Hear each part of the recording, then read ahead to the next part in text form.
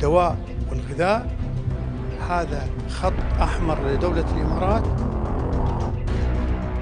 دولة الإمارات اليوم تملك نظاماً قوياً للكشف والترصد للأمراض المعدية ولمرض كوفيد. الدواء والغذاء هذا خط أحمر لدولة الإمارات. دولة الإمارات اليوم تملك نظاماً قوياً للكشف والترصد للأمراض المعدية ولمرض كوفيد. دواء الفحوصات في دولة الإمارات على أعلى مستوى وأحدث الأجهزة والإمكانيات اللي توفرت للجهات الصحية. دولة الإمارات قويا للكشف والترصد للأمراض المعدية ولمرض كوفيد. دواء الفحوصات في دولة الإمارات على أعلى مستوى وأحدث الأجهزة والإمكانيات اللي توفرت للجهات الصحية. قويا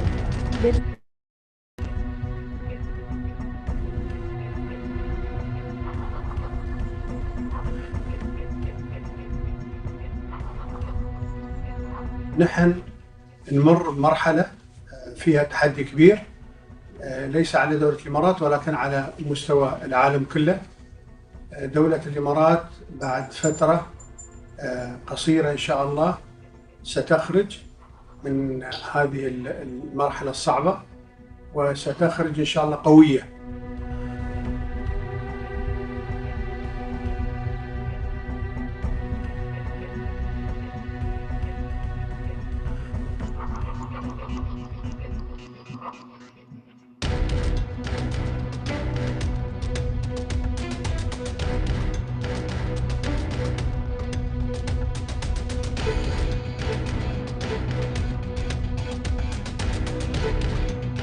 نعلن لكم أن وزارة الصحة ووقاية المجتمع أجازت الاستخدام الطارئ للقاح كوفيد-19.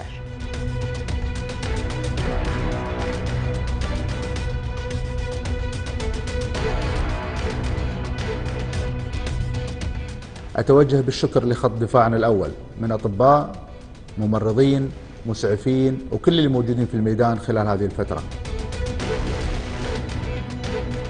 اليوم حقيقة فخر الإمارات الأبيض.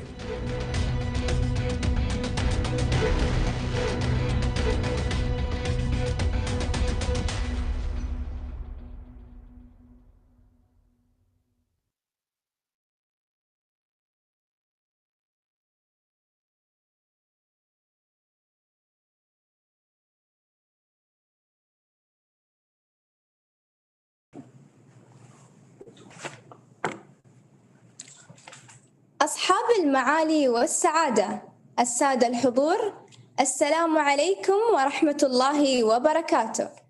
بداية أود أن أنوه عن توفر خدمة الترجمة الفورية للغتين بالعربية والإنجليزية من خلال خيار الترجمة الفورية Interpretation في أسفل يمين الشاشة لمن يتابعنا عبر منصة زوم.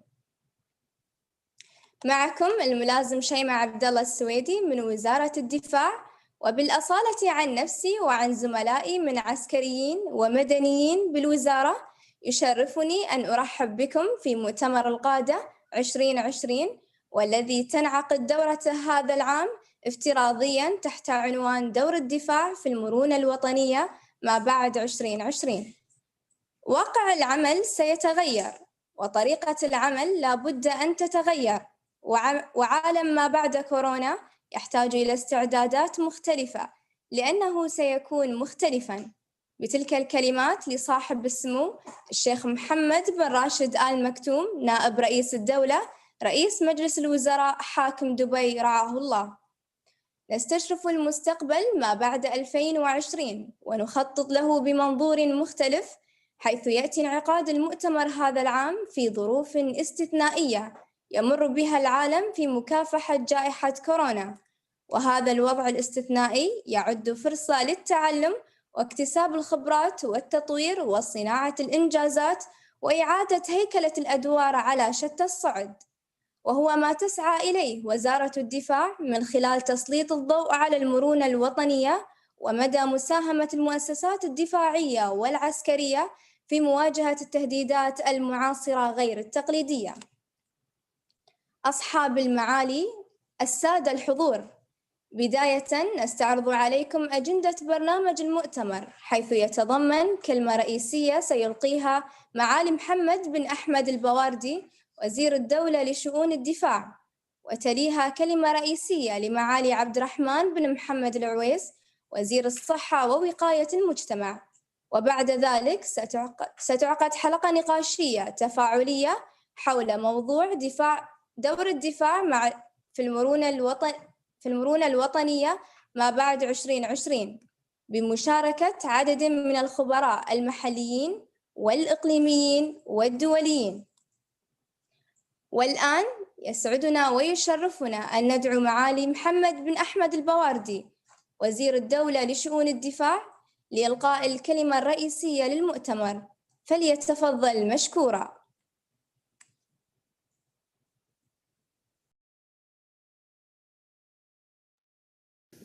أصحاب المعالي والسعادة، الزملاء الأعزاء، ضيوفنا الكرام، السلام عليكم ورحمة الله وبركاته. يسرني أن أرحب بكم أجمل ترحيب في الدورة الخامسة من سلسلة مؤتمرات القادة الذي تنظمه وزارة الدفاع، وفي الوقت الذي نعقد فيه هذا المؤتمر يواجه العالم أزمة حقيقية وتهديدا غير مألوف على البشرية، يتجاوز بنتائجه وتداعياته الحروب والمعارك التقليدية، إنه انتشار فيروس كورونا المستجد كوفيد-19 الذي أصبح عدوا مشتركا للبشرية. أثبتت تجربتنا الوطنية في دولة الإمارات العربية المتحدة لإدارة أزمة جائحة كوفيد-19 وبالنظر إلى التداعيات الناجمة عنها أن الاستقرار الوطني في المستقبل لم يعد مجرد حماية ووقاية من المخاطر الاعتيادية أو الهجمات التقليدية، بل يمكن للتهديدات غير المألوفة أن تأتي بأشكال وتأثيرات مختلفة يصعب التنبؤ بها، علما بأن تداعياتها يمكن أن تتجاوز تأثيرها المحسوس. ويبقى السؤال: كيف يمكن للدول والعالم بأسره تطوير القدرة على حماية المواطنين من التهديدات المستقبلية في ظل هذا المشهد؟ من جانبنا نرى أن النهج الجديد للمرونة الوطنية لابد أن يرتكز على 4 اعتبارات أساسية، هي: وحدة الأراضي والسيادة، الحماية العامة والسلامة، التماسك والترابط الاجتماعي، والاستقرار الاقتصادي والأمني. لا بد من تعبئة وتنسيق جميع جهود الاستجابة الوطنية، متضمنا كافة الجهات الفاعلة ومستندا على الركائز ال4 بهدف تحقيق المرونة. ولهذا الغرض تأتي مشاركة البيانات وتبادل المعلومات بين جميع الأطراف المعنية على رأس الأولوية، وينعكس النجاح لتحقيق المرونة الوطنية من خلال قدرة الدولة والمجتمع على التكيف مع الأوضاع الناشئة عن الأزمات حتى بعد انقضائها. وبينما يترتب على الحكومة والمؤسسات العامة أن تقود جهود الدول بهذا الشأن، فإنه من الأهمية بمكان أن يتم إشراك كافة شرائح المجتمع بما في ذلك القطاع الخاص الذي يلعب دورا حاسما في توفير السلع والخدمات، بالإضافة إلى توفير القدرات البشرية المؤهلة والموارد المختلفة.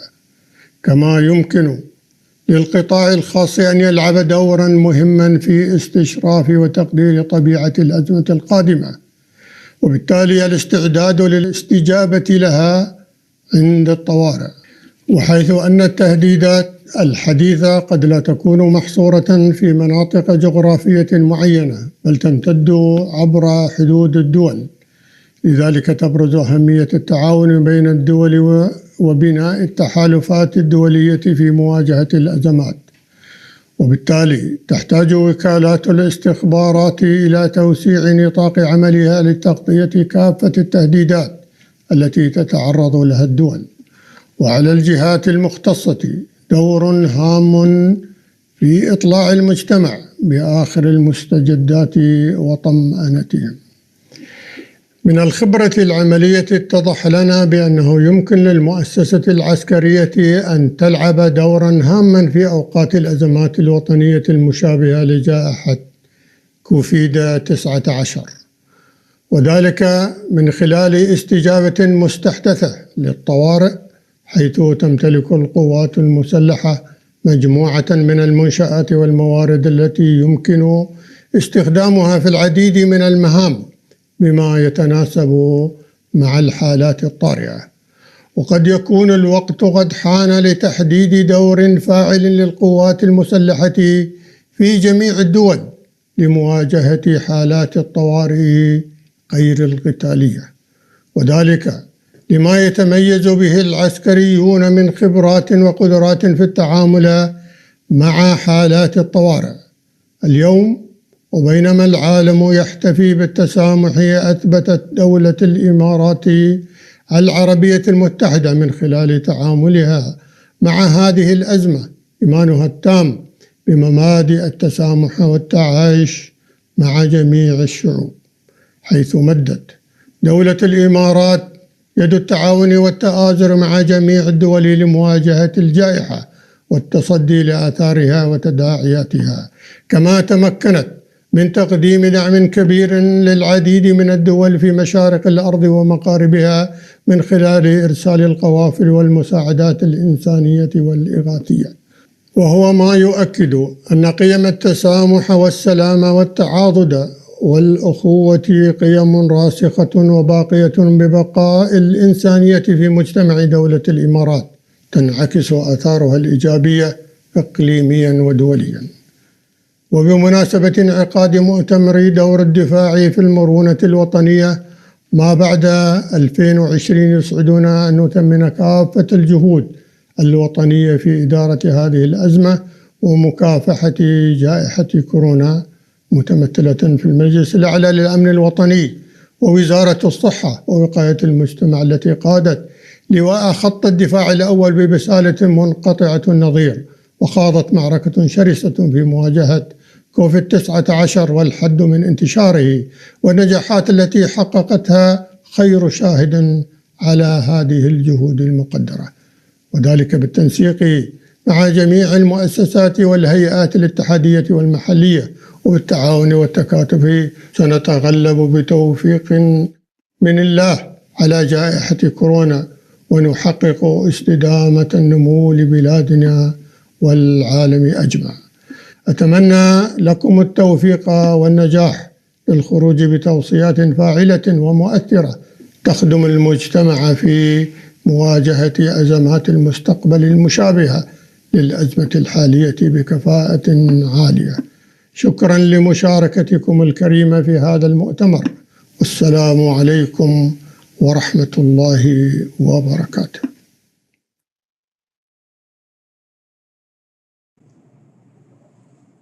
شكرا معاليكم. كوادرنا الطبية أبطال خط الدفاع الأول والجيش الأبيض بفضل الله ثم بجهودكم وتفانيكم اللامحدود سنصل إلى بر الأمان وسننتصر في هذه المعركة. نحن فخورون بكم وبتضحياتكم. شكرا خط دفاعنا الأول، لكم خالص الامتنان وتحية إجلال وتقدير وعرفان. والآن ندعو معالي عبد الرحمن بن محمد العويس وزير الصحة ووقاية المجتمع لإلقاء كلمة رئيسية، فليتفضل مشكورا.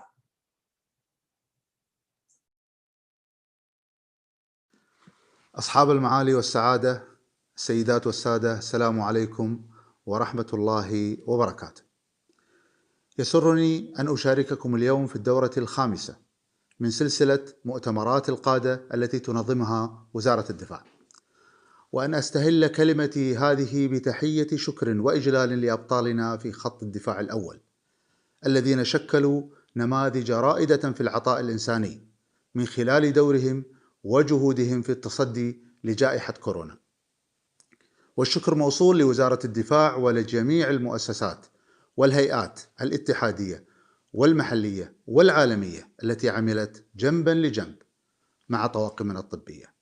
حضورنا الكريم بفضل الرؤية الاستشرافية لحكومة الإمارات والدعم الكبير الذي أولته القيادة الرشيدة للقطاع الصحي وكافة ما تم استثماره فيه أثبتت أن قدرات منظومتنا الصحية في أفضل مكوناتها ومستوياتها.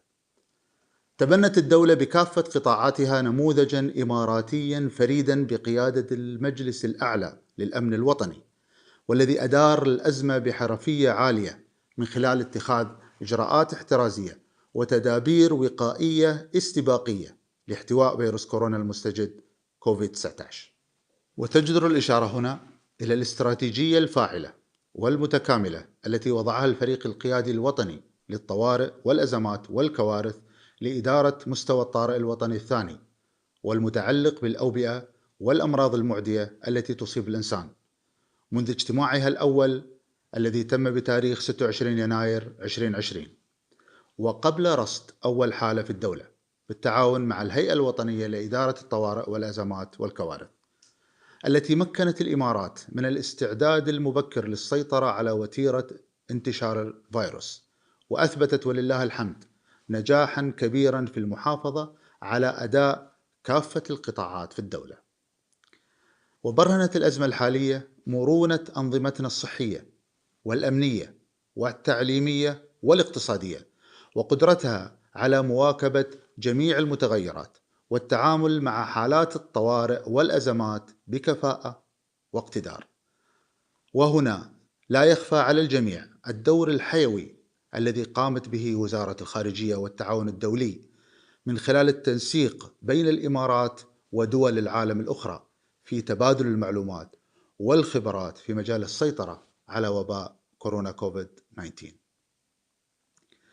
تركزت جهود النظام الصحي ومنذ اكتشاف فيروس كورونا المستجد في الدولة على تعزيز آلية الفحص الطبي والتقصي النشط للمصابين والمخالطين، كونها حجر الأساس في منع تفشي الوباء واحتوائه، والتقليل من حدته بآلية مراقبة نشطة تعتمد على الفحوصات الاستباقية، لتكون الإمارات الأولى عالميا في عدد الفحوصات لكل مليون من السكان، بالإضافة لتأهيل المراكز الصحية ودعم الطاقة الاستيعابية للمستشفيات وفق أفضل الممارسات العالمية والتجارب المتميزة.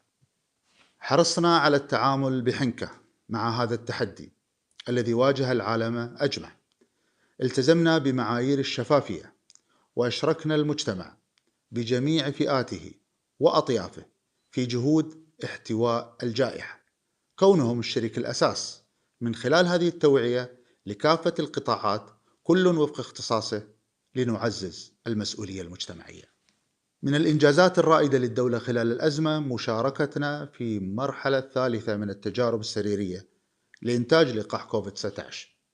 أصبحنا شريكا جوهريا في الجهود العالمية لإيجاد لقاح ناجح وفعال للقضاء على الوباء. شارك في هذه التجارب 32 ألف متطوع في الدولة من أكثر من 120 جنسية مختلفة، وبالتزام تام وكامل مع اللوائح والقوانين التي تسمح بتسريع إجراءات الترخيص والتسجيل مع ضمان أمن وسلامة المتعاملين، كون صحة الإنسان وأمنه وسعادته هي على رأس أولويات قيادتنا. أجزنا الاستخدام الطارئ للقاح فيروس كورونا وسهلنا إتاحته أمام الفئات الأكثر تعاملاً مع مصابي الفيروس من الطواقم الصحية، بهدف توفير الأمان لهم ولحمايتهم من أي أخطار قد يتعرضون لها بسبب طبيعة عملهم. أخواتي، إخواني، لدولة الإمارات رؤى استراتيجية واضحة وخارطة طريق محددة المعالم تستشرف المستقبل، وتهدف لتعزيز القطاع الصحي للدولة والتكامل الحكومي المشترك بشكل مستدام، وتحقق إنجازات نوعية وشاملة وفقا لأعلى معايير الرفاه وجودة الحياة لمجتمع دولة الإمارات.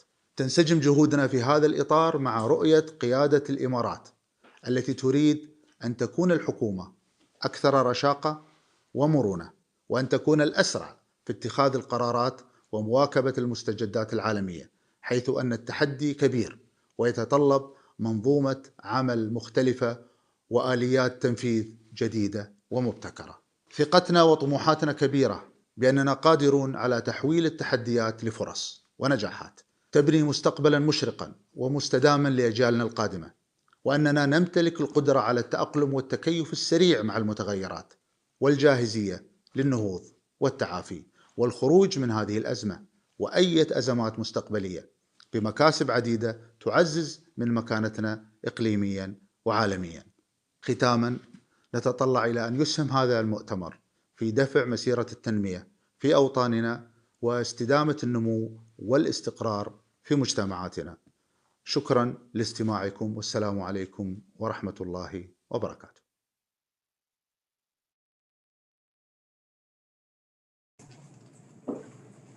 شكرا معاليكم. ما هو مفهوم المرونة الوطنية في سياق التهديدات المعاصرة؟ كيف يمكن بناؤها وتعزيزها؟ ما هي الدروس المستفادة من الجائحة فيما يتعلق بإدارة الأزمات في المستقبل؟ كيف يمكن للمؤسسات الدفاعية والعسكرية أن تساهم في إعداد القدرة الوطنية وتسليحها بالمرونة لدعم الاستجابة ومجابهة التهديدات غير العسكرية؟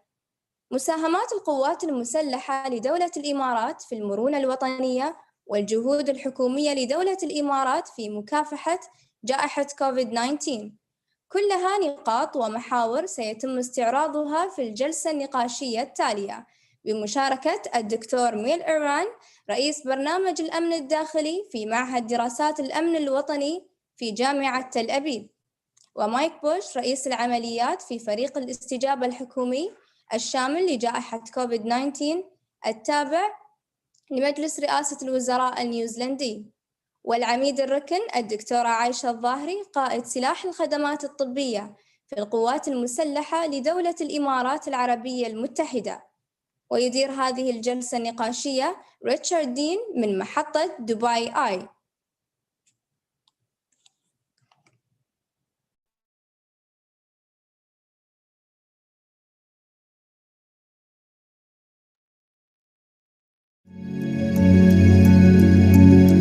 The trouble with COVID, the trouble with trauma, the trouble with any sort of mass casualty sort of situation, whether it's medical or whether it's related to injuries, are that you don't get a choice on when it happens. All you can do is prepare and react when it does happen. The military-civilian partnership between the Medical Service Corps of the UAE Armed Forces and SSMC together with the Department of Defense of the U.S. Army is very important. During the pandemic, we had to increase our capacity to more than 500 beds. And with that in mind, we had more than 100 ICU beds with more than 70 critically cared COVID patients. A phone call to Brigadier Aisha brought 40 healthcare professionals, including physicians and nurses, to help us take care of those patients. مع بداية جائحة كورونا ومع تزايد الإصابات وخصوصا في قسم العناية المركزة الجراحية، كان لي الشرف أن أكون أحد أفراد القوات المسلحة والأطباء العسكريين العاملين في سلاح خدمات طبية لدعم القطاع الصحي في الجهات المدنية وفي مدينة الشيخ شخبوط الطبية. Without the support, without the partnership, and without the expertise from the MSC, there would have been a very different outcome. We could not have done it without that partnership.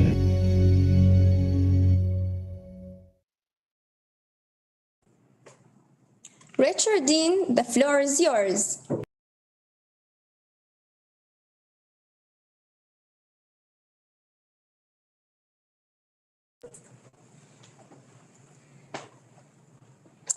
Well, Lieutenant Shima, shukran jazilan for that introduction. As she mentioned, my name is Richard Dean. I'm a journalist and broadcaster based here in the UAE, and I've been here for more than 20 years. I arrived in 1998, and in my time here in the UAE, I have to say I've been humbled by the country's dedication to tolerance and the way it embraces coexistence and openness to different cultures. Indeed, just this weekend, my wife is Indian. She was born and raised here. Just this weekend, we celebrated Diwali at home. And as I speak today, the Christmas tree is going up. And that's the kind of country that I love to be part of. And I'm particularly delighted in that sense to be moderating today's panel, especially as it falls on the International Day of Tolerance, the 16th of November. Now, as we've heard from their excellencies, the Minister of State for Defence Affairs and the Minister for Health and Prevention, nations today are confronted by a range of threats and challenges, many of them not military in nature. Just look at 2020. We've had a remarkable number of natural disasters and crises, from wildfires in Australia and California to the Beirut explosion of the 4th of August. We've had floods, earthquakes, tornadoes, to name just a few. And of course, the global COVID-19 pandemic. All around the world, militaries have had a lot to offer as countries manage these non-military challenges and adapt to their consequences. Which brings us to today's event. It is sponsored by three of the UAE's leading national companies: Edge, Strata, a Mubadala company, and Tawazun. Now, we have just under an hour and a half now to dig into this topic of how a nation's defense enterprise can contribute to its national resilience, and ask what our experience of the COVID-19 pandemic has taught us about that. Now, for those of you following the conference on Zoom, I do invite you to submit your questions through the Q&A button on your devices. We will attempt to address as many of those questions as we can a little bit later on. Also, a quick reminder, those of you following on Zoom, you can select simultaneous interpretation from English to Arabic by clicking the globe. There's a little globe interpretation icon on the bottom of your screen. Now, with that, I'd like to welcome our panelists. Lieutenant Shaima introduced them briefly in a little bit more detail. We have three distinguished panelists today. First up, Dr. Meir Elran, who is head of the Homeland Security Program of the Institute for National Security Studies at Tel Aviv University. Dr. Elran is a distinguished scholar on the subject of national resilience, and he also brings deep experience as a national security practitioner as well. Then we have Mr. Mike Bush, who is the head of operations and planning for the New Zealand government COVID-19 All of Government Response Group. Now, in addition to that unique perspective, Mr. Bush also brings his experience as the former New Zealand Commissioner for Police, as well as senior roles in international disaster management. And finally, from here in the UAE, we have Brigadier Dr. Aisha Sultan Al-Daheri, the commander of the Medical Services Corps of the United Arab Emirates Armed Forces, who led a group of outstanding military medical staff working side by side with their civilian counterparts to support the UAE's national response to the current pandemic. Brigadier Aisha also brings deep experience of defense support to humanitarian crises internationally. Now, as I mentioned, we will get a chance for your questions a little bit later on. But to begin the discussion, what I'm going to do is invite each of our panelists to make some brief remarks on the conference topic from their perspective. And they do have slightly different perspectives. And I'm going to begin at Dr. Elran in Tel Aviv, inviting you to begin. Thank you very much. Thank you very much for your kind introduction. Ladies and gentlemen, your excellencies, Assalamu alaikum wa rahmatullah wa barakatuh. It's a great honor for me to be here, and I'm very pleased to be participating in this very, very important conference. For me as an Israeli, it's a special honor and special privilege to participate here after the normalization between Israel and the UAE. This is really a major event in the Middle East, and I think that it does have direct and important impact on the issues that we are discussing here today.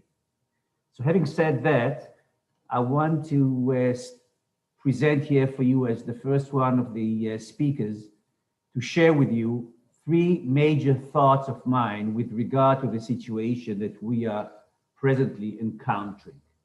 The first is the need to grasp and define the COVID-19 unique challenges.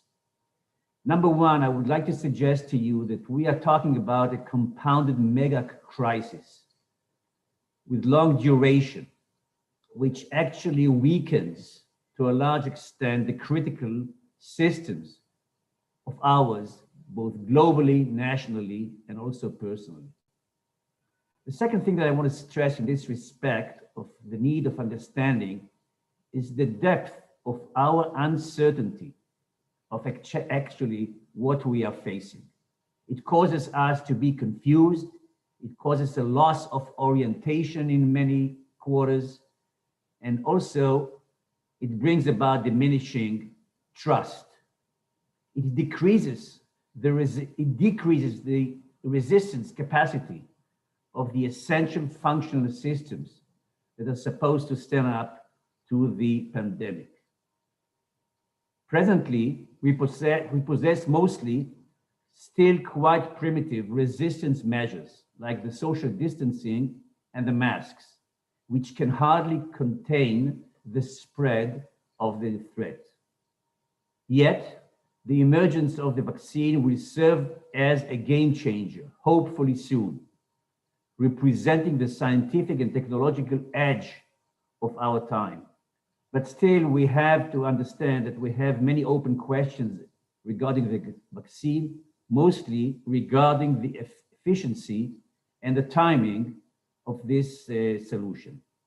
In the meantime, I would like to suggest to you that resistance capacities are diminishing, and there is a need for a complementary strategy, which leads me to the second important point that I want to share with you. And this is the significance of the strategy of resilience. Now, there are lots of definitions about what resilience really is. I'd like to share with you my understanding of what is the right definition. So I would like to say the following. Resilience, to my understanding, is the capacity of any system to bounce back and bounce forward to an improved position following a major disruption, so as to ensure its flexibility and functional continuity of the system, and furthermore, the earliest recovery and return of the system's basic identities and functions. I want to stress to you that resilience, to my understanding, is a basic trait in human civilization, but its yields depend to a large extent also, unfortunately, on the severity and magnitude of the disruption. Commonly, it calls for a continued national, community, and organizational investment to keep and enhance the level of the systemic resilience. But unfortunately, under the COVID circumstances, the level of resilience declines, impacting the trajectory of future recovery. So in this respect, when we talk about resilience, what is needed now? I would like to suggest three main items. Number one, inclusive leadership at all levels. And I must tell you that my impression of the little that I know about what's happening in the Emirates, it shows that leadership here works and works very well. Number two, simultaneous management of the crisis, which means effective handling of the present challenges, while at the same time, from now, preparing for the post-COVID recovery period and beyond. The third thing is cooperation as a central theme of a strategy, which brings me to the last point that I want to make here, and this deals with the issue of opportunities. Of course, opportunities is a major thing that we are looking for following each and every major crisis. The main idea that I'd like to suggest to you is to think now about how we build back better, shape a new and better new normal that will help us in the new future coming pandemics and other major crises. So I want to finalize with my personal message. I would like to suggest for everybody to search now for novel, innovative cooperation, globally, regionally, bilaterally, all based on peace, security, and stability. And I would like to suggest that we at the INSS and Israel would be willing to go along these lines. Thank you very much, and more when we engage in the panel itself. Thank you. Thank you very much indeed, Dr. Elran. Many more questions for you to come. We're now going to cross live to New Zealand, where Mike Bush joins us. Mike Bush, good evening to you, sir. Greetings. Assalamu alaikum. Kia ora tātou. And ngā mihi te rangatira, or Emirates, which is a greeting and acknowledgement of the leadership. Can I also acknowledge our host, the Minister, Minister Al-Bawadi, for his hospitality, and also it's a great honour to be invited to participate with you all, and acknowledge the other distinguished guests, including my fellow panel members. Thank you for that introduction, Richard. I won't go into any more in terms of who I am, other than to say I've just completed my role as the Strategic Operations Commander for the COVID-19 response, and I'm doing some more work in the national security arena. I did that following 2 terms as the National Police Commissioner, and there was an overlap in terms of that role. As I completed my term as Commissioner, I also took up the role of Operations Lead. And I'm here to talk about New Zealand's all-of-government response to the COVID-19 pandemic. A all-of-government directorate was created by the Department of Prime Minister and Cabinet. And just to explain that a little, it had a number of components. Obviously, in any pandemic response, the lead or primary agency is the Ministry of Health. But joining that as part of that directorate was also the head of your equivalent of NCEMA, our National Emergency Management Agency. Joining that was myself as the operations component, and I joined 2 others, one being the communications component and the other being the policy and strategy component. That formed the all-of-government response and the governance under the Prime Minister and Cabinet for the New Zealand response. That required a significant effort, as it did in every country, right across government, but also very inclusive of our communities, of local government, of non-government agencies, of the business sector and the private sector. And our efforts were very much marked by our keep it out, stamp it out strategy. Where are we today? So New Zealand is doing well on the international or on the global landscape. We are currently, as we sit here today, we have 58 cases. We have 53 of those are in managed isolation. In total, just over 2,000 cases since February of this year. Now, whilst we're sitting there, I think the most important thing to say is there is no complacency in the system. And we continue to examine our response and evolve with a real continuous improvement lens to how we continue to deal with this global pandemic. And we have gone through a number of iterations in terms of how we have responded.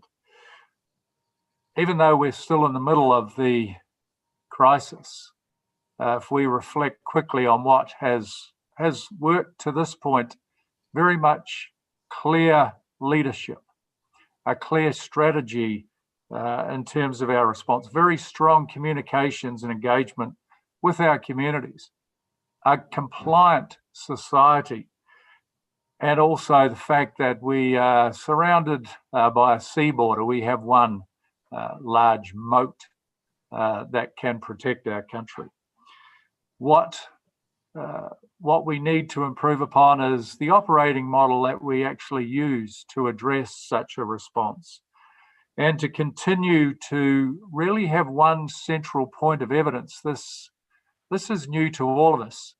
To understand the disease and the pandemic itself, we need one point of truth, and we also need one place to go to for what works in terms of interventions, and building that into an operating model, I think, is very important. And the final point, which is very much the raison d'etre of your conference, is to build and continue to build resilience, not just in society, but also across the system.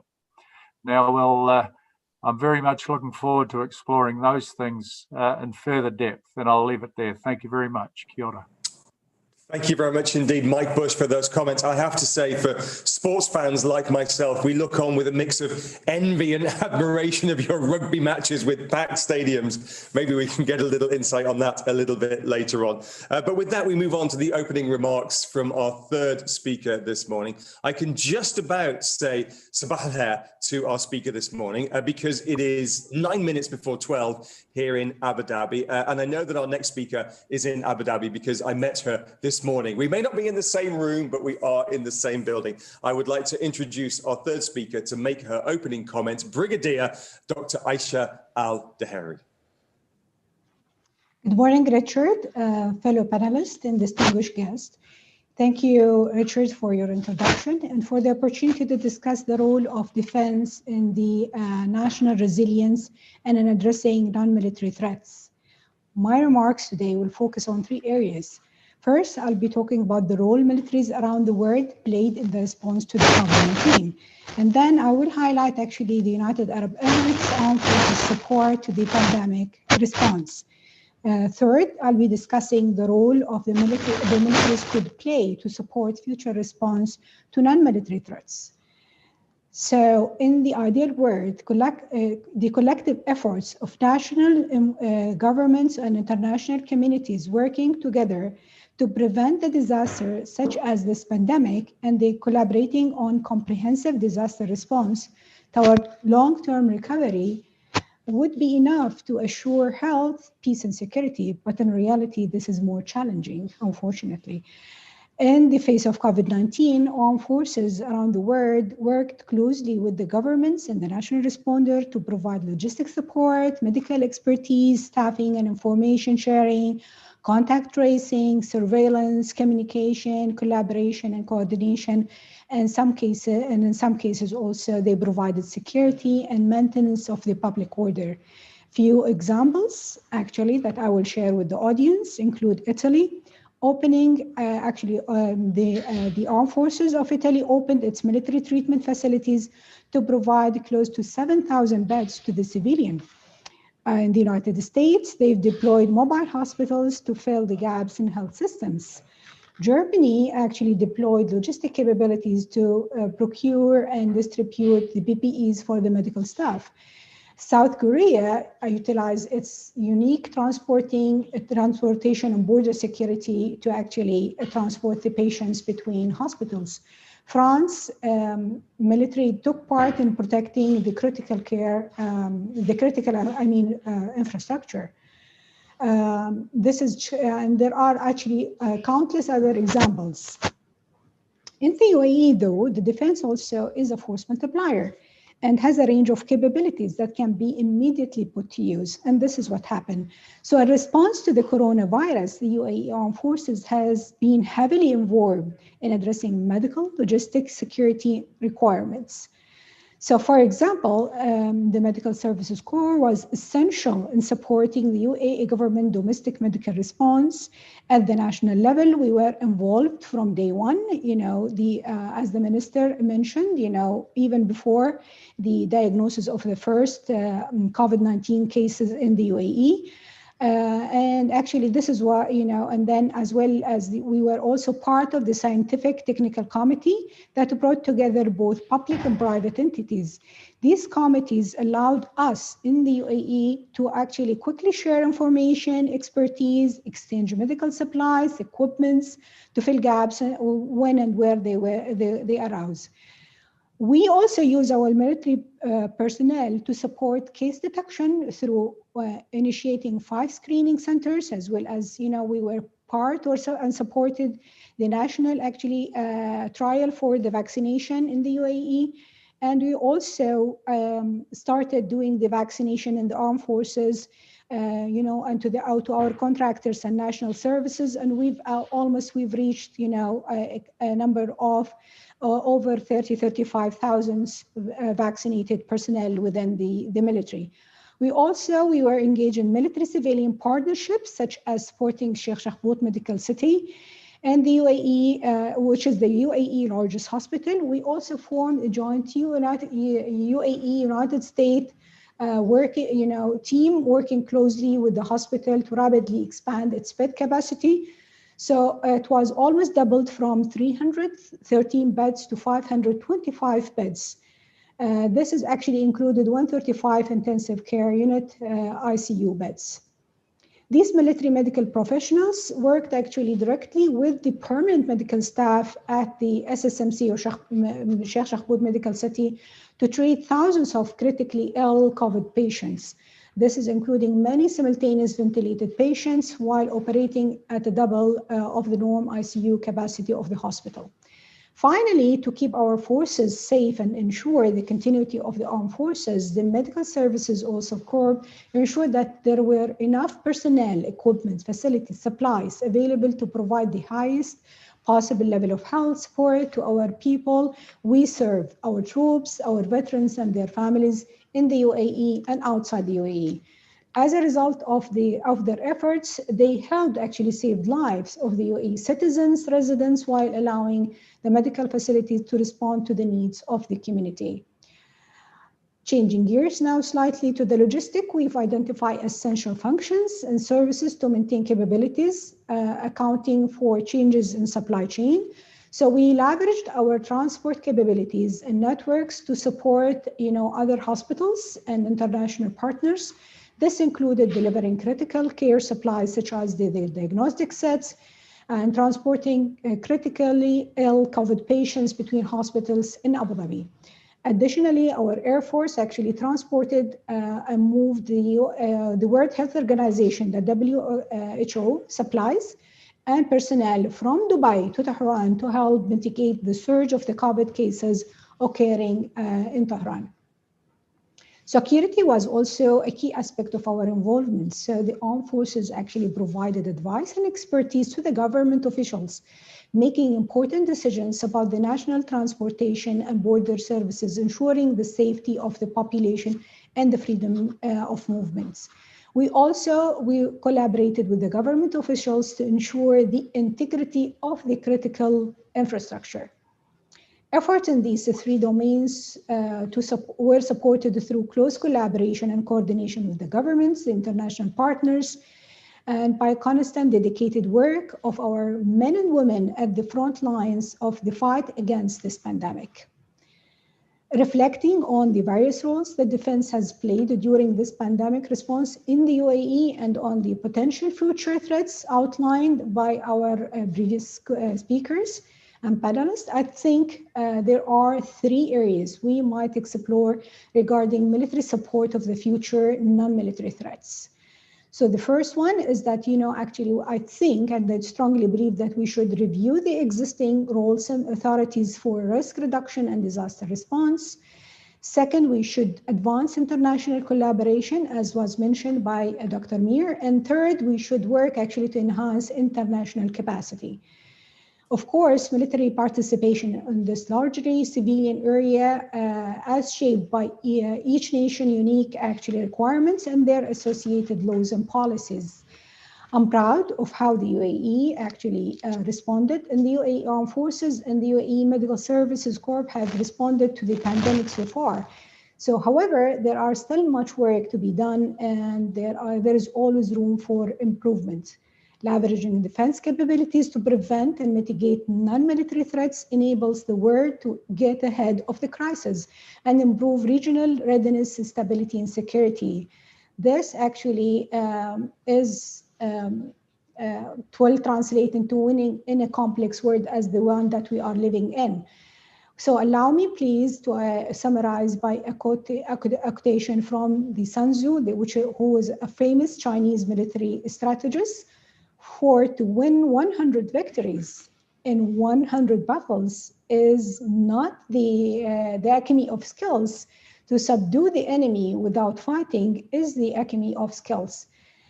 That is our goal, to defeat this pandemic, enhance national resilience, and collaborate on a global scale to ensure peace, health, and security. And thank you. Brigadier Dr. Aisha, thank you very much indeed. So we've got about 50, maybe 55 minutes left. I've got a bunch of questions for our panelists, but please don't let me monopolize the questions. If you've got a question, do please use the Q&A function on Zoom, and we will try to get to as many of those as possible. But I'm going to begin, Mike Bush, if I may, with you in New Zealand. I was half joking earlier when I referred with envy to your full sporting stadiums, 40,000 people getting together to watch a rugby match, and those images beamed around the world. But it does speak to an important point, because New Zealand is becoming recognised as something of a global standard in how to successfully manage a pandemic. And this is my question: given your country's success in addressing the COVID-19 pandemic, what were the critical response elements which your government enacted? And as a follow-up, what should other governments take away as enduring lessons in preparing their response, not just to this crisis, but to future crises? Thank you, Richard. We are in a privileged space right now that we have what we're calling level 1 alert, where we can have crowds at sporting engagements, we can go about our business, we can dine at restaurants and enjoy each other's company. And your question goes to, how did we get into this space?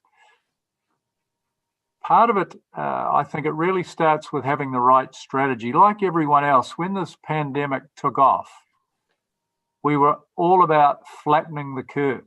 And how did we get in front of the transmission? We then evolved to what we would describe as a keep it out, stamp it out strategy, which then evolved into one of elimination. And elimination means that when it's detected, we act quickly to get on top of it. As I said before, we currently have 58 cases, and 53 are those inside our managed isolation facilities. So the first point being is adopting a very deliberate strategy. The second is around the leadership. Our Prime Minister, Jacinda Ardern, was a very visible leader. She didn't delegate this. She took and led the cabinet and the all-of-government response. And herself and Dr. Ashley Bloomfield, our Director General of Health, were very much the public faces, which takes me to the third point, which is one of very, very good communications. So having two people who are very much at the forefront of combating the pandemic and keeping New Zealand and New Zealanders safe. And part of that communication strategy was, I would describe it in 3 pillars. One is to ensure that you're very informative. So when you know things, you share them with the public. Second piece is to be quite instructive. So people and society need to know what they need to do to save lives. And the third part, and our Prime Minister is very strong on this, as you'll know, is it was done in a very empathetic manner. So in summary, the communications were instructive, they were informative, and they were empathetic. Having a all-of-government system response in partnership with the Ministry of Health, I think, bringing the system together so that we had a very deliberate, right across the country response. Kiwis, the fifth point, Kiwis, New Zealanders, as they're colloquially called, we are a compliant society, but again, that's because of the communications and the messaging from the leadership. And also developed quite early were the 4 alert levels. that New Zealand had and we operated under. And the public and the society and the community were very clear on what each one of those was and what it meant. And when we went into our first lockdown in April of this year, it was a very serious thing, and compliance was a key part of that. And ensuring that civil society came on that journey. Again, that messaging led by our Prime Minister and our Director General and other leaders within the country to bring what the Prime Minister describes as that team of 5 million there to save their lives and the lives of others. I'll leave it there, but hopefully we'll have more questions on that as we go on, Richard. Thank you. I'm sure we will. And just to pick up on your comment about your Prime Minister, Jacinda Ardern, I'm sure you know that a year or so ago, she lit up the world's tallest tower here in the UAE, the Burj Khalifa. It might not be the last time she does that. And to your point about empathy, I've never been to New Zealand. I call her Jacinda. I feel I'm on first name terms with her. So she's clearly doing something right here in the UAE. We'll get more from Mike Bush shortly. But Brigadier Dr. Aisha, if I can turn to you, first of all, and the issue of force protection, protecting the force. As a vaccine volunteer myself here in the UAE, I picked up on your point about more than 30,000 personnel who've been vaccinated so far. If you can talk to me in a bit more detail about this issue. Force protection is one of the key priorities for militaries to maintain capability for any other tasks that might arise. So can you tell us more about what the UAE Armed Forces did to safeguard the force and maintain readiness throughout the COVID-19 pandemic? Indeed, Richard, you are actually right. The force protection is key for any military, and especially to the UAE, this is really takes priority. So we practice actually healthcare protection on a daily basis almost. But for the COVID-19, we had to elevate this into actually, another level, a higher level of, to be able to protect our, forces, and not only the forces, but also their families, because they do actually mix with their families and their communities. So we started actually, we do have measures in place, but we also, for this COVID-19 in particular, we've involved everybody to, from the contractors, the commanders, we do have a mixture of, people working, with us in the UAE. So we have a lot of nationalities also. So we started by actually incorporating all of them in our efforts. We did, the health awareness in multiple languages. And this was with the assistance also of the Ministry of Health, providing those translation. And we made sure that all of those, materials were available to every single person working within the defense and within the military. Then actually, we went into actually with the further collaboration with the other organizations, whether international or the GCC. We've exchanged knowledge. We've exchanged actually their lessons or the procedures. We've applied those that they are actually kind of fit our situation here. Then we actually also we've joined the national efforts in setting up early in the phase of the pandemic, By March, we did have actually around 5 screening centers, all drive-through, just like the standards in the UAE. And this is actually, we've conducted also a mass screening for our population in the defense. This includes the national service that we did have at that time, included actually the contractors. So everyone was screened as a baseline. Then actually we continued the screening, and we are still, continuing the screening for this. We've implemented certain measures where, we actually did set up, all the thermal cameras to detect, any signs of, of illness in all of our premises. And I think this is, these are the things that, started helping us or, keeping our forces, healthy and ready for any actually duty required.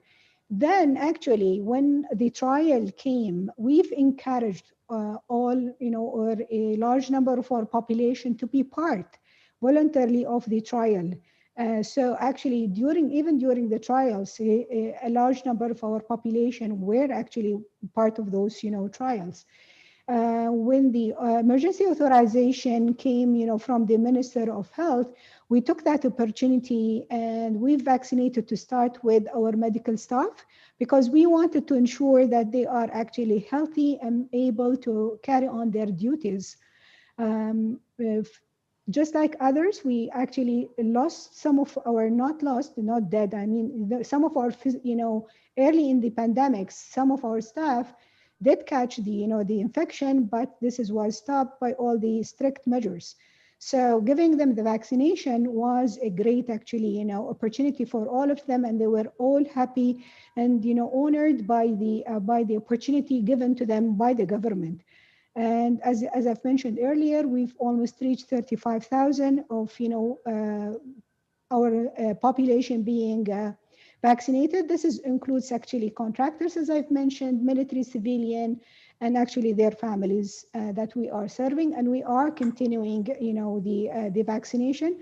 We've set up actually a dedicated vaccination centers across the Emirates. So we have around 4 or 5 dedicated vaccination centers that they work 12 hours, 7 days a week, and the goal to be able actually to vaccinate all of our population, and the military, of course. Brigadier Dr. Aisha, thank you very much indeed. Dr. Elran in Tel Aviv, if I can turn to you, please. One of my colleagues passed me one of your previous writings when you mentioned that military institutions should not take a lead role in the COVID-19 response. So perhaps you could elucidate on that. But also my question is, in your eyes, how should a country's military support a government response in times of national non-defense related crisis? Thank you, Richard, for the great question. Let me put it this way. The situation in Israel, unfortunately, is not as good as it is in New Zealand or in the UAE. And we are presently getting out of the second lockdown quite successfully, but still the numbers, even though presently are relatively low, they are still quite high looking at the entire period since the eruption of the pandemic. So what I want to say here is that the question of using or utilizing the military in order to assist or to run the combat against the pandemic has arisen in Israel very, very clearly in the public debate. To an extent, the situation is dire enough to call for the military to take the lead and be responsible for the entire operation.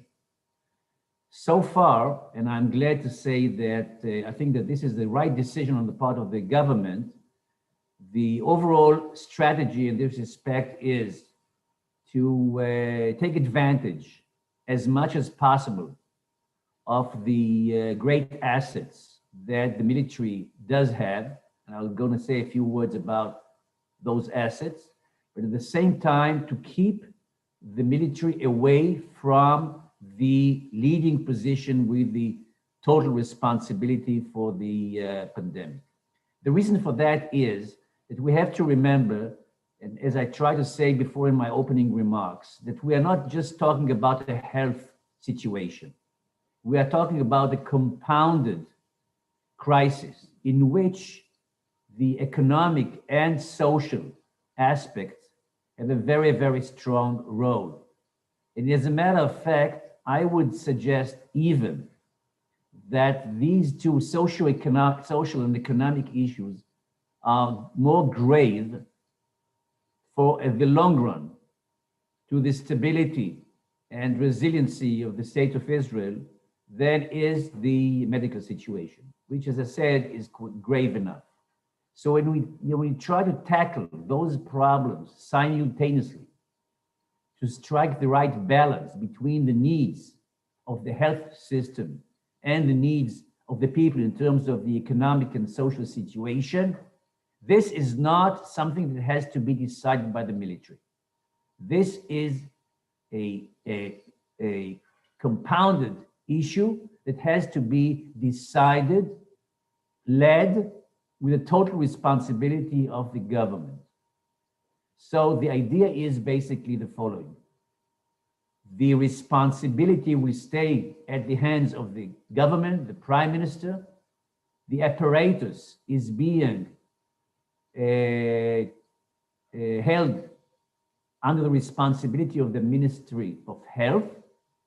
And the military indeed solicits all its capacities in order to assist the government and assist the civilians in standing up to the issues and challenges of the pandemic.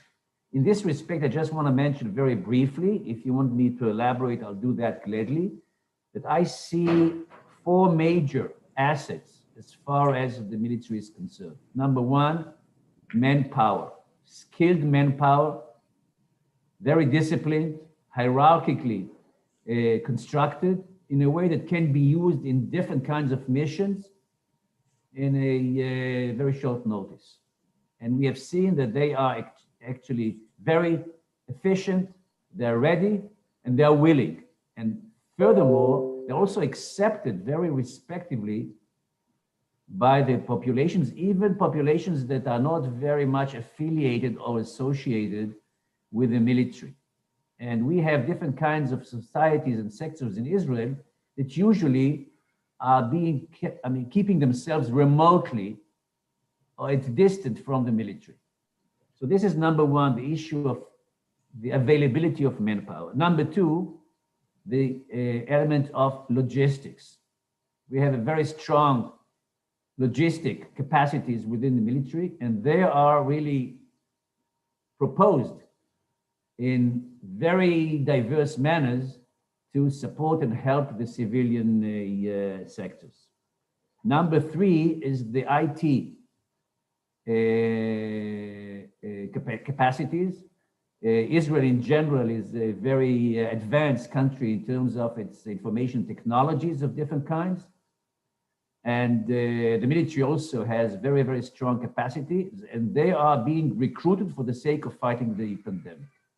And the last thing is command and control, which is very important in the dynamic situation that the pandemic poses for us. So this is basically the strategy. I support this kind of a strategy. And as you suggested before, I do not support those who call for the military to take over. And I think that the present solution, the present strategy taken by the government in Israel is the correct one. Thank you for now. Thank you, Dr. Elran. A fascinating point that you make there. Mike Bush in New Zealand, I'm going to ask you to pick up on that, because based on your previous experience, both as the police commissioner for some time and then more recently, the COVID all-of-government response, how involved do you think armed forces should be in national responses to these, not just the pandemic, but non-military threats in general? And how do you mitigate against the risk of too much military involvement, as Dr. Elran suggested could potentially happen? Thank you, Richard. And following on from Dr. Elran, the question you ask first is, what does the military bring to this kind of challenge? And three things really. One is they have experience, two, they have skills, and three, they have the resources. So they are experienced in supporting civil society in responding to local crises. Their skills are very relevant to what we're facing here. You've heard Brigadier General Asher talk about their planning skills, their logistics skills, medical skills, intelligence and insights. They bring all of these things. But for me, the key question is, how public-facing should defence be in terms of their role in supporting a system response? If I talk to the New Zealand experience, from day one, the military were invited to bring their expertise and their skills to the planning components. Inside my operations team, we had many military personnel assisting with planning, with logistics, and working with police and other agencies to head up the intelligence and the insights departments within the all-of-government response. And also, our military have taken a lead role in what we call managed isolation. Our borders are closed to non-New Zealanders, and New Zealanders who return must go into 14 days compulsory isolation. Now that is led by the military, by Air Commodore Digby Webb, who reports to a minister responsible. Now what that does is it provides assurance to the public that one of the biggest risks to our safety and our health in New Zealand, those returnees, is managed. But again, I come back to that point, and I agree with the doctor, that the response should not be a military-led one, but they very much have an important part to play. And they're doing so in New Zealand. It's just finding that sweet spot in civil society about the role of defence, which, as I say, is extensive, but it shouldn't be in the primary lead role. But again, it really provides assurance and comfort to the people of New Zealand that the high-risk elements of this response are being managed professionally and in a disciplined way. Thank you very much. I'm keen to move on from this point shortly, and we have got a number of questions coming in. Do please keep them coming, by the way. Use the Q&A button just below. But a quick word from you, Brigadier Dr. Aisha, if I may, on this issue of the role that the military can play and what the limits of that role should be. You are the serving officer on the panel, uniformed officer. What's your quick take on that? Well, Richard, I agree actually completely, with the two panelists. The military definitely is part of the national response to the crisis or the non-military threats, but should not really be taking the lead. So nobody is suggesting that actually we give the the lead to the militaries and see the military and uniformed people marching in the streets, but also we should really be moving. And I'm happy, to actually hear the experience of, our Israel and New Zealand saying that they were actually involved from day one. And this is what happened in the UAE. So it's no longer that, the defense and the defense capabilities, are, actually an instrument of the last resort. It's too late when they are being utilized as the last resource. So it's the concurrent use of their capabilities. And as actually listed and mentioned by my fellow colleagues and the panelists, yes, the militaries do possess certain capabilities and assets in the planning, the continuous training, the rapid response, the ability to use them and utilize them, anywhere. We are trained and we continue training to do so. So. How to mitigate actually the risk? It's, through the governments. The governments will have to set the roles and the responsibilities. So I think, everyone will definitely follow. So actually, the risk of, in a developed world, actually the risk of the militaries taking over is not there, because we actually go by the Constitution, we go by the rules and responsibilities, given to us and defined clearly in the Constitution and any given plans. Thank you very much indeed. That's not surprising to hear, but it is quite reassuring. Thank you very much indeed.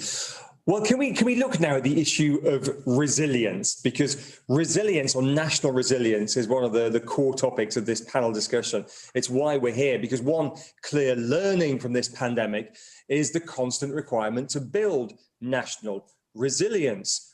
So Brigadier Dr. Aisha, if I can start with you first of all, how do you define resilience? What are the key factors that make defence institutions resilient? And then what can wider society learn from those defence institutions to build a broader resilience for a nation and for society? I'll actually refer to Dr. Elron, definition of resilience is being to bounce back and forward from, crisis, or, and the ability to, work and, and continue to do your, duties and tasks and responsibilities, even in the face of, the fierce, challenging situations. So, militaries, when it comes to, resilient and why they are kind of, resilient, there, I think in my mind are, three components. One is the planning, and then the second is actually the capabilities, and the third is actually the integration. So the planning and the exercising is a hallmark in the armed forces, and in any defense organization. So, and this is, we do have plans, pre-placed plans that we exercise time and time over to see whether they fit, anything changes. So we do have those, in place, and we practice actually executing those plans. This is actually gives the defense organization resilience.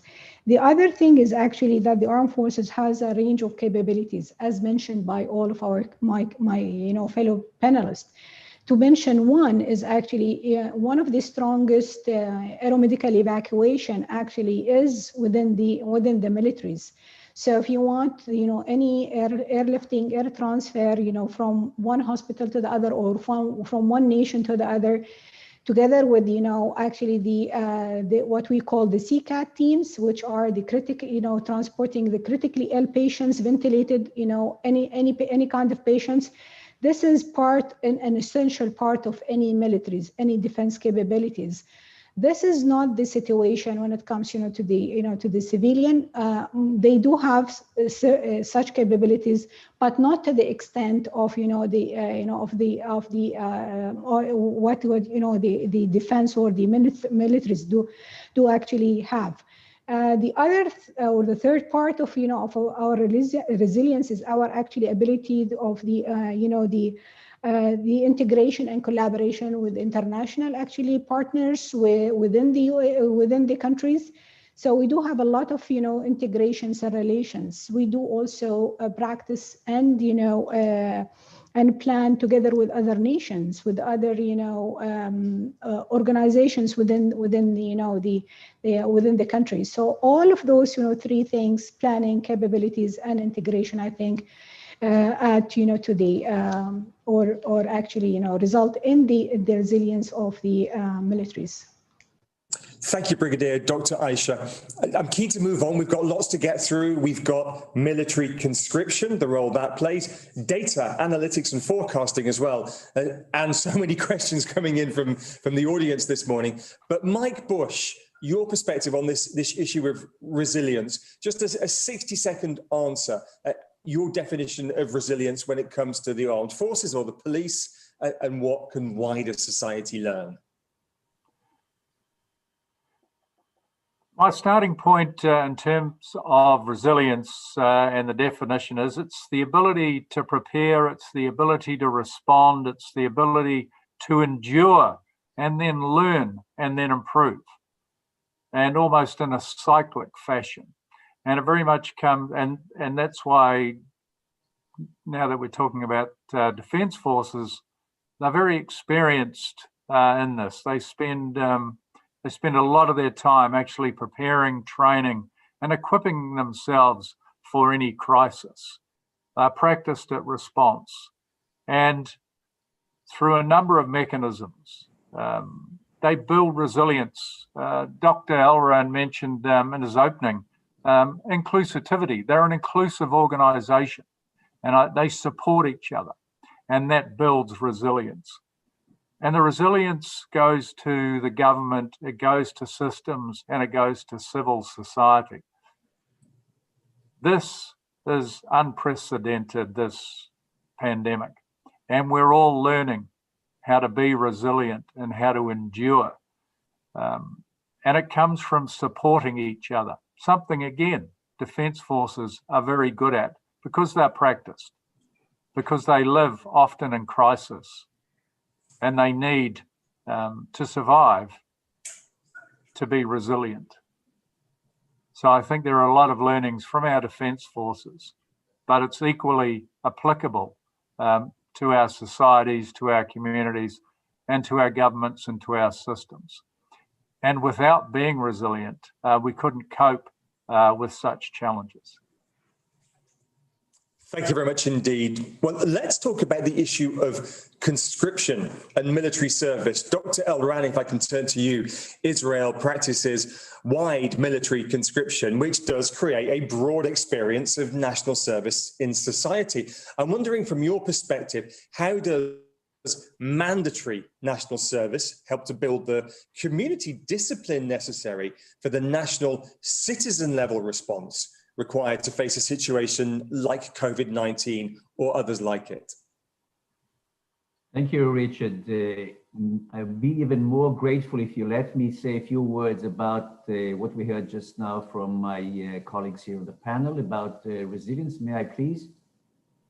Please. Thank you very much. Okay, from my perspective, the issue of resilience is mainly designed to lead us forward following the disruption or the disaster. So I see this whole story of how to handle the catastrophic situation in two consequential prisms. The first issue, first of all, is of course to resist the pandemic and its consequences. And this is all the activities done by the government and by the public in terms of resisting the present threat. This is very important. This is crucial. But at the same time, resistance by itself does not suffice. And we need to look forward to what happens once this thing is over. Hopefully soon, but possibly not very soon as far as we are concerned. And the resilience issue mainly is designed to see to it that we can recover and recover fast as a nation, as a society, and as communities, that we can surface, emerge, prosper, thrive to a high extent on one hand, and soon as much as possible. And let me just suggest that presently, when we look at the situation and the prospects of emergence after the pandemic, mostly in terms of economic indexes and also social indexes, it seems that it will take a rather long time, possibly years. So the point that I'm making is that this is the most important role of resilience, to see to it that our bouncing back and our recovery is not only swift as much as possible, but also goes up to a higher level than was the case before. It's not sufficient for us to go back to the level that we were before the pandemic. This will not do. We need to change the situation in such a way that our overall situation, economically, socially, structurally, infrastructure, medicine, etc., will indeed be better after we are done with this kind of a catastrophe. So this is my take as far as trying to add up to what my colleagues here said before me. And now to the question that you raised. Israel does have a general conscription, even though in fact, only about 50% of the population of the youngsters actually join the military. And this is has to be taken into consideration because mostly we see that, and this is a great generalization on my part, but still it's unfortunately true, the weaker parts of the population in terms of their social and economic standing, that those are the ones that do not conscript, don't join the military. And this is very important because what happens is that the strongest sectors indeed, as you suggested, are becoming stronger and more resilient on the basis of their experience in the military, whatever they do. And the other ones who are not part of the mobilized forces, and as I suggested before, are primarily weaker than the others, stay weak. I would even say sometimes you can see that they are becoming even weaker, which also has a bearing on the question that you asked me. In other words, yes, I would suggest that there is a linkage, a connection between the idea of serving in the military, on the civilian missions or whatever, just the idea of serving your country, your community, okay, strengthen the resilience of people, of societies.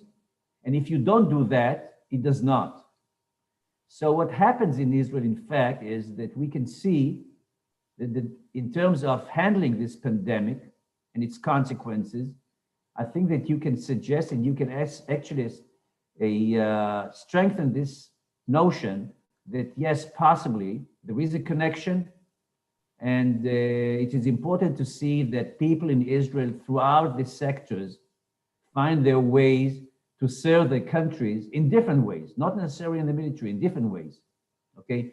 In hospitals, in social services, in helping, you know, people in need, whatever. The very fact that you are acting as a server, as a servant to society, enhances your resilience as an individual, as a group, and hence as a nation as a whole. Thank you very much indeed for that. Listen, I've got a bunch more questions here, but I'm going to put those to one side because we've got loads of great questions coming in on the Q&A. So if it's okay with you panelists, I'm going to throw some of these questions at you. If I can get just your relatively concise 60-second, 2-minute responses to these, and then we can get through as many as possible in the 15 minutes or so that we've got left together. My first question is from Abdullah, Shukran Abdullah. Abdullah Al-Hassani says, what opportunities does the pandemic present from a military perspective? And Abdullah offers an observation, and maybe get your thoughts on this. He says these opportunities might relate to new military capabilities, new procedures. And the other thing he says is new relationships with other partners on the national and international resilience communities. Brigadier Dr. Aisha Al-Dahari, first of all, your thoughts on Abdullah's question about the opportunities that the pandemic can bring for the military. I guess, Richard, there are great opportunities, from the pandemic, I mean. So, there are opportunities to form new relationship, which is, or strengthen those existing military, relationships, military-civilian relationships, bilateral, multilateral, with the nations, the African, Union, GCCs. One of the areas of the pandemics is also, the innovation and the diagnostics. So Israel, for example, is testing a unique testing methodology, different than the standard PCR, which is, taking testing for the viruses through the breath, through the breathing. This is something that actually is going to be beneficial when it is utilized or explored by other nations. We'll have actually also to focus on the force health protection, including the disease prevention more, on the detection, the response, and the recoveries. There are a tremendous now researches in other nations of using some of those early detection modalities, that they are based on existing actually health gadgets that are worn by different type of people, the athletes. So there is always something or a room for protecting not only also the forces but also the population. We'll have actually also there's an opportunity to leverage the exercise that, for disaster managements, like the pandemics, not only the man-made disasters, do a local exercise, a national and a regional and even an international, why not? How to respond as actually one, one unit, like the Sheikh Mohammed bin Zayed said, that we will lend hands and help all the nations. And this is one of the things actually that the UAE actually did achieve. But I think, more involvement from the international community is going to serve the humanity. Is it ethical to talk about opportunities from COVID-19? Yeah, I saw Abdullah's question and I get where he's coming from, but I feel a little bit awkward even asking the question. Can we look at opportunities yet? Mike, is it too soon? No, not at all. The obvious one, and Abdullah, thank you for the question, is building capability. So with every experience, you build capability, but I'll go very quick because I see Dr. Alrain is very keen to come in on this one. Two things. By design, defence forces in the main operate offshore in defence of their country. This gives the opportunity to build that public trust and confidence because it gives the citizens of the country the opportunity to see what their defence force can do. And also, society funds defence, so it gives them the opportunity to see the value for money that they can provide to keep them safe. So those two things, the opportunity to build public confidence and trust and to demonstrate value for money, I think they're real opportunities alongside building their capability. But I'll pass it over to the doctor. May I? Please. Thank you very much. I think that actually what I wanted to say beforehand is exactly what my colleagues here, Mike and Dr. Aisha, suggested. So I want to add another perspective coming from my long experience in the military. You probably know, and I hope that this is not always the case, but militaries in general tend to be quite traditional and slow in their strategic thinking and answering unexpected situations and scenarios, okay? I think that even in Israel, which is considered and acknowledged as a very quick improviser of solutions, often quite successful ones, still when you think about, changing situations, and our world in general is so dynamic in producing so many of those unexpected situations. The number one issue for the military, I think, is to be in a position to start thinking out of the box quickly and provide new solutions and, of course, effective solutions to unexpected situations. And I think that this exactly is a major opportunity for militaries to learn from their experience and from others' experiences with regard to how to cope, how to adapt to emerging situations that you have not been thinking about beforehand. You have to understand that for Israel, for example, this is the first time in its history that we are facing a major disaster, natural disaster. All our disruptions beforehand were mostly man-made, okay, mostly security kinds of challenges. Now, all of a sudden, we have a completely different situation. Unfortunately, other countries, like New Zealand, for example, had its own experience. But for Israel, it's a new situation. Calls for other new responses. And I think that this is a great opportunity for us to understand our limitations of foreseeing the future and of adapting ourselves to the new emerging situations that we have not been thinking about before. So this is a great opportunity, and I would like to end here by saying to you, Richard, that it is not immoral to speak about opportunities presently. It is definitely needed for us to think also further at the distance, not only, of course, most of the attention has to be devoted to the current situation. But the future is of paramount significance.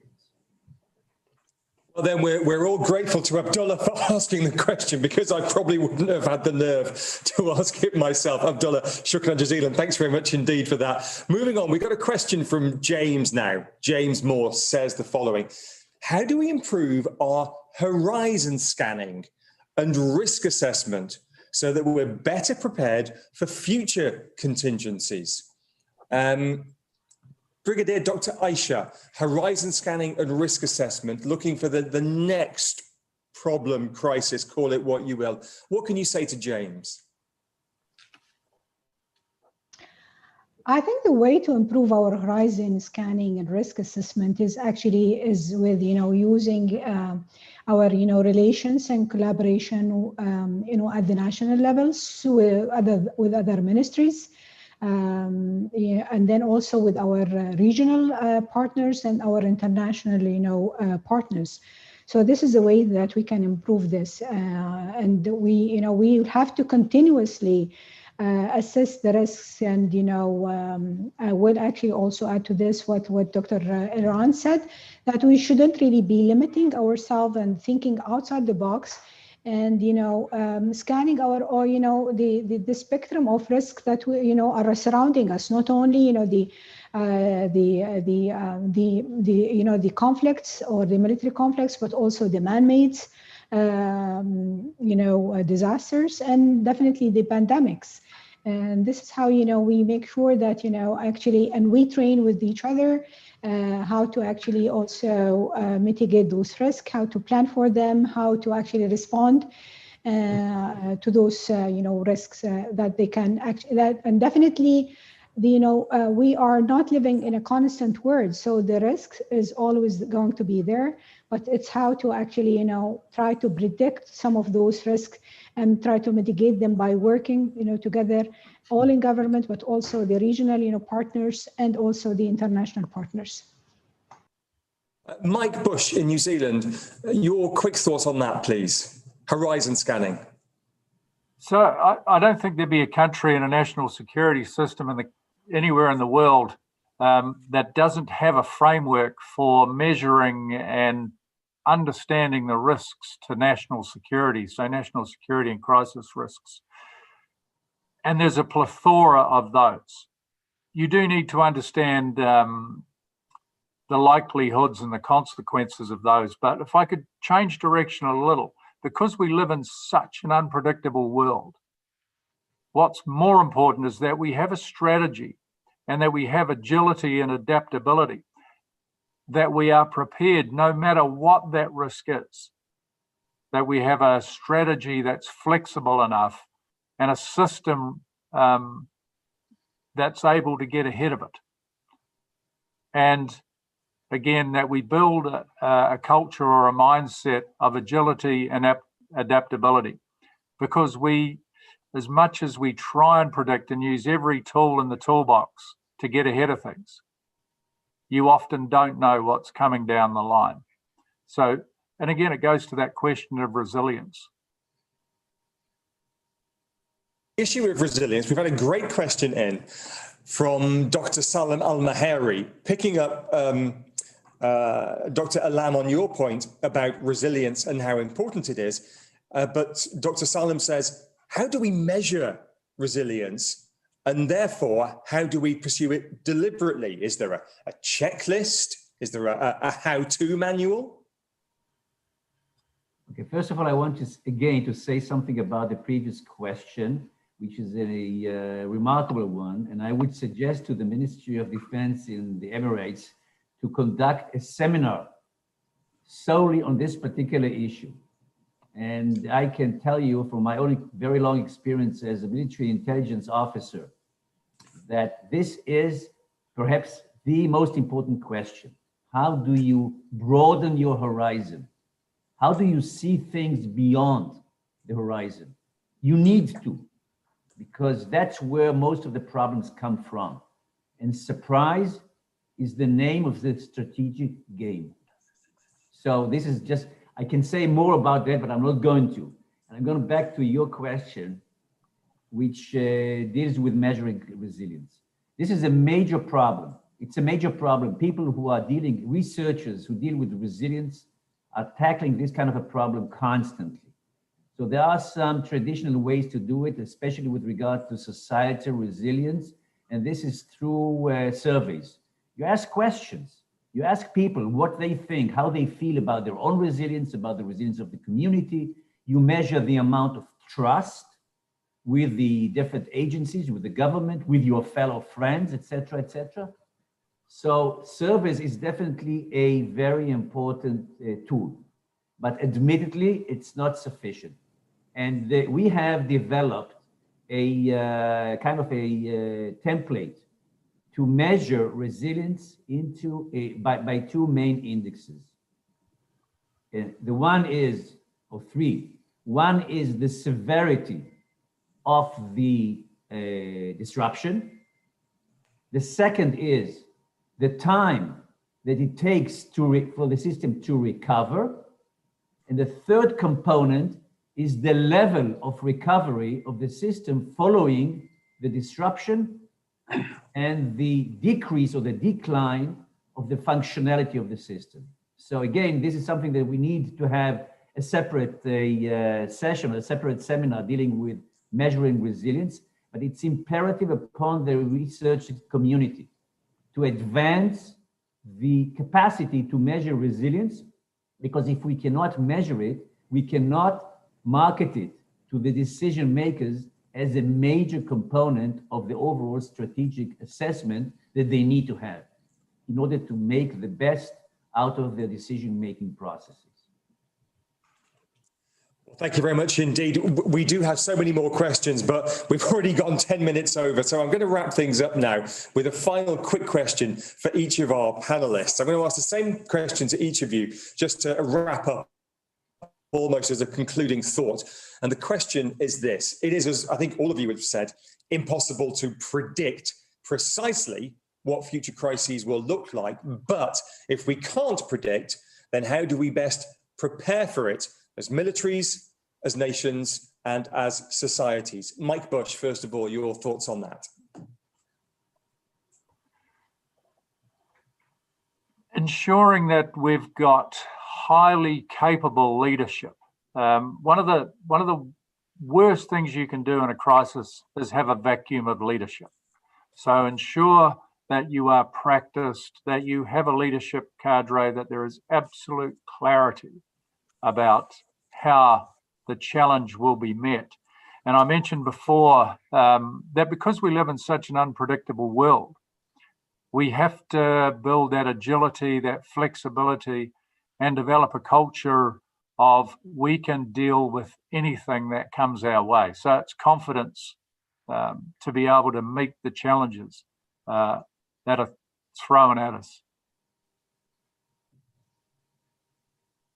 Mike Bush, thank you very much indeed. The same question, if I can, to Dr. Meir Elran in Tel Aviv. Well, again, I think that I would subscribe to what Mike Bush has been saying about leadership. I think that it's invaluable.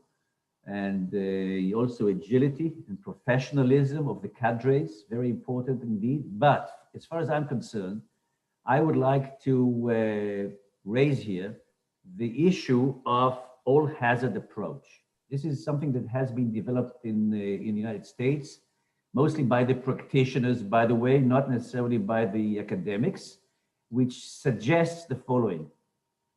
Whatever diversity of disruptive events that you can encounter, the most important thing for you is not to bother or less to bother about the threat scenarios, but actually about their consequences as far as the population is concerned. So if you are focused on the population, you have to build up scenarios. What can be the damage for the communities, and to build the instruments, the machinery on all levels, national level, community level, and also individual level, so as to be better prepared for the eventual scenarios. So it doesn't make much difference in this respect if it's pandemic or it's terrorism or whatever. Okay, as long as your own population is better protected, you are safer. Thank you very much indeed, Dr. Elran. And finally, the same question to Brigadier Dr. Aisha. Thank you, Richard. So, I'll add to my colleagues' leadership and equality and all hazard approach, which I like, from Dr. Elran. I think, most on, I will, be biased toward health, and I will say invest in collaboration and invest in health. So health is actually a global good for the benefits of all the humanities. So whether it is, terrorist attacks, or whether it is, a man-made disaster, disaster, or, nature-made like floods or, earthquakes, it's all about health and actually investing in health. Well, thank you very much indeed. With that, we'll have to close this discussion. So many more questions coming in, but there does have to be a cutoff. I know hundreds of people watching on Zoom, hundreds more watching on YouTube. If we were in an auditorium now, the round of applause would be thunderous for all of your contributions. Unfortunately, on Zoom, we can't have that, but it was absolutely fascinating. My thanks joining us from New Zealand to Mr. Mike Bush, who is has been the head of operations and planning for New Zealand's government COVID-19 all of government response group. Mike, thank you very much indeed. We'll let you get to bed now. I know it's late in New Zealand. To Dr. Meir Elran as well from Tel Aviv University, head of the Homeland Security Program of the Institute of National Security Studies at Tel Aviv University. Thank you very much indeed, sir. It's been fascinating speaking to you, and Brigadier Dr. Aisha Al-Daheri, of course, who is the commander of the Medical Services Corps of the UAE Armed Forces. Fascinating insights. Thank you very much indeed. Thank you very much. Thanks a lot for our moderator, of course. I will take the thanks, Dr. Elran. Appreciate it. So that's the end of the panel discussion, but it is not the end of the event, because one thing I would mention is that next year, the UAE is going to celebrate its Golden Jubilee, marking the 50 years since the unification of the country. Now, with all of the UAE has achieved to date, it is easy to forget that it is a young country with a young population, full of energy and full of innovation. And on that message, would you let me introduce you to, please, the chair of the Ministry of Defence Youth Council with an exciting announcement to make. I'll hand you over now to Maitha Al-Noaimi. Maitha.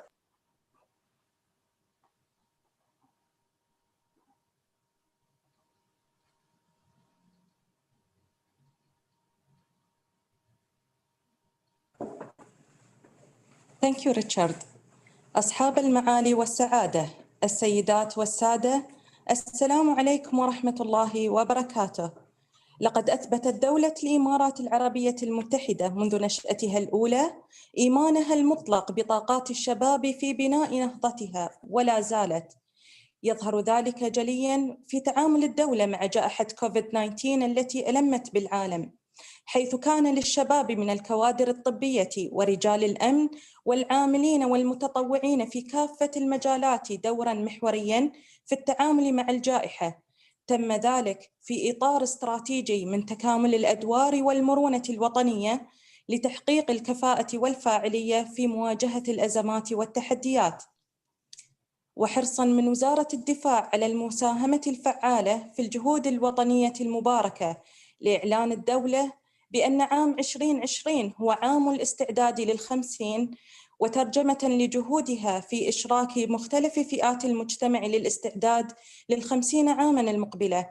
فإنه يسعدني أن أعلن اليوم عن إطلاق وزارة الدفاع مبادرة نبدع لندافع، والتي تهدف لإشراك الشباب بأفكارهم وإبداعاتهم كحماة مكافحين ومدافعين عن الوطن بأعمال فكرية شابة وإبداعية مبتكرة. يكون محور موضوعها هو المرونة الوطنية الدفاعية للدولة خلال ال50 عاماً المقبلة. تستهدف مبادرة الشباب الإمارات ضمن الفئة العمرية من 18 عاماً وحتى 35 عاماً. ستكون تفاصيل المبادرة متاحة على الموقع الإلكتروني الرسمي ومنصات التواصل الاجتماعي للوزارة وللمؤسسة الاتحادية للشباب عبر الوسم نبدع لندافع. نتطلع جميعنا لاستقبال أفكار مبتكرة من قادة المستقبل. ختاماً أترككم مع سعادة السيد جابر اللمكي نائب رئيس الإدارة التنفيذية للاتصال الدفاعي بوزارة الدفاع لإلقاء الكلمة الختامية، فليتفضل مشكوراً.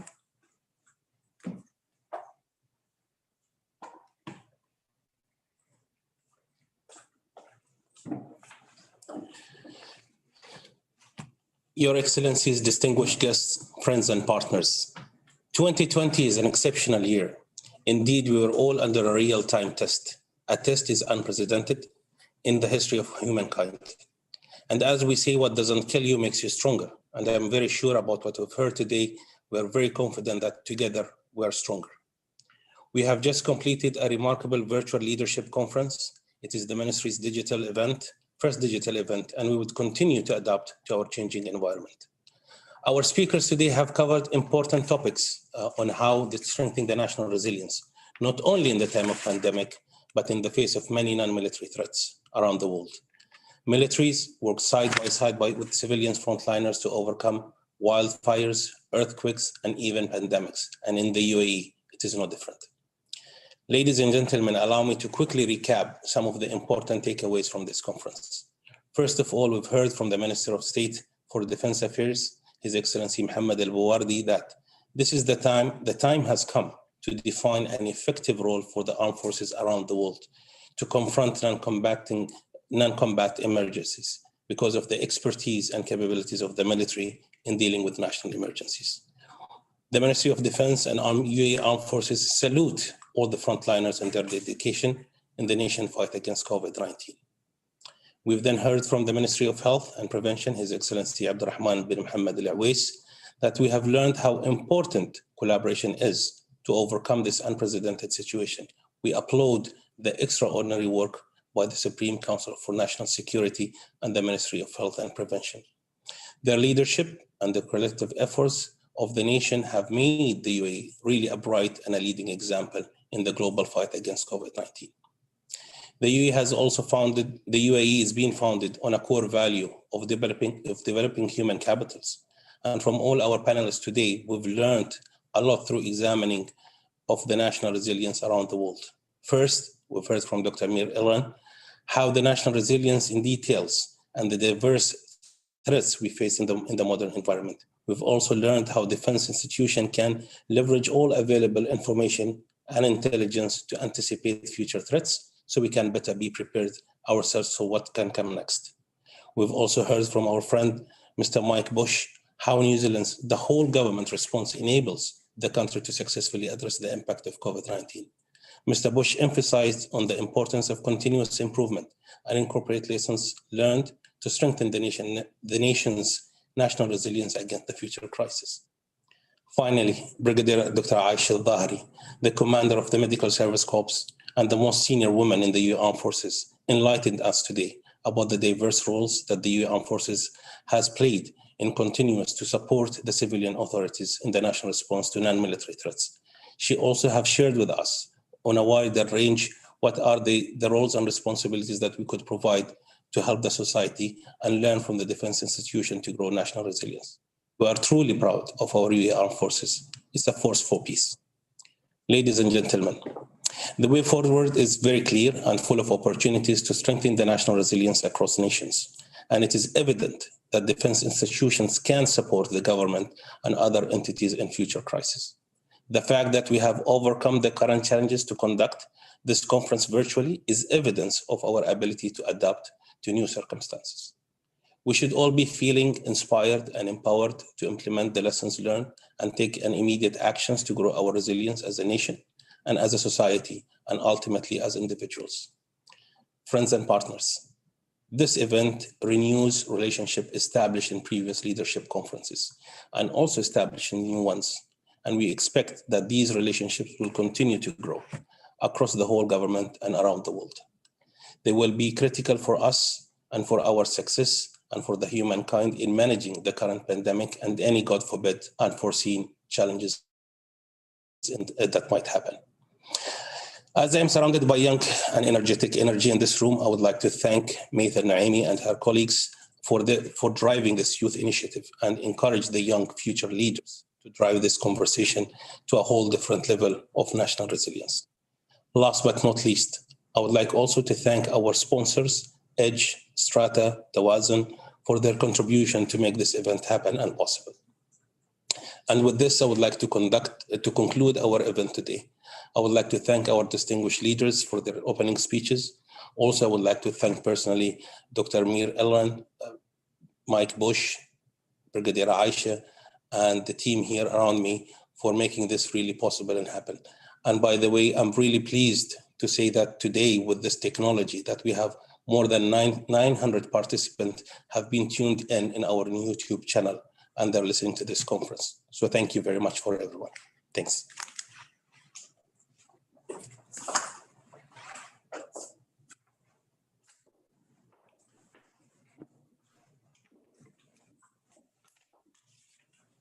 أصحاب المعالي والسعادة، الجمهور الكريم، بهذا نختتم اليوم أعمال مؤتمر دور الدفاع في المرونة الوطنية ما بعد 2020. نلقاكم العام المقبل 2021 في مؤتمر وزارة الدفاع القادم، والعالم أكثر أماناً وسلاماً وصحة. شكراً وإلى اللقاء.